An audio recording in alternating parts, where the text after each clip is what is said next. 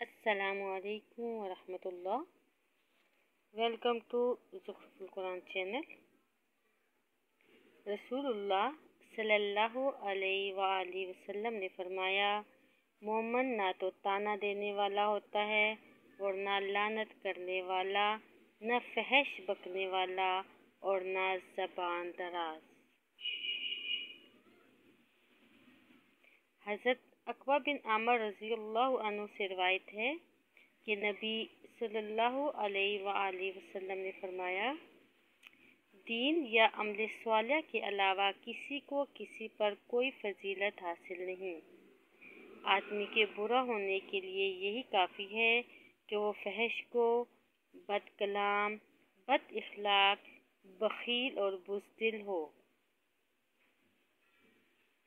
رسول اللہ صلی اللہ علیہ وآلہ وسلم نے فرمایا، قیامت کے دن اللہ کے نزدیک سب سے زیادہ برا شخص وہ ہوگا جو اپنی بیوی کے پاس جائے اور بیوی اس کے پاس آئے اور پھر وہ اپنی بیوی کی راز کی باتیں لوگوں کو بتائے۔ ایک اور حدیث ہے، چغلی وہ ہے جو لوگوں میں فساد ڈالے۔ چغل خور جنت میں داخل نہیں ہوگا۔ حضرت عبد الرحمن بن غنم رضی اللہ عنہ سے روایت ہے کہ آپ صلی اللہ علیہ وسلم سے روایت ہے کہ اللہ کے بہترین بندے وہ ہوتے ہیں کہ انہیں دیکھ کر اللہ یاد آ جائے، اور اللہ کے بدترین بندے وہ ہوتے ہیں جو چغل خوری کرتے ہیں، دوستوں کے درمیان تفریق پیدا کرتے ہیں، باغی، بیزار اور گناہگار ہوتے ہیں۔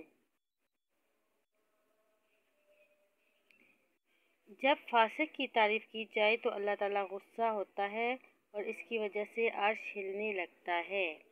جو فاسق انسان ہوتا ہے اس کی تعریف نہیں کرنی چاہیے۔ رسول اللہ صلی اللہ علیہ وآلہ وسلم نے فرمایا، اللہ کی لعنت سے مت پھٹکار کرو، اور نہ اللہ کی غضب سے اور نہ جہنم کی آگ سے۔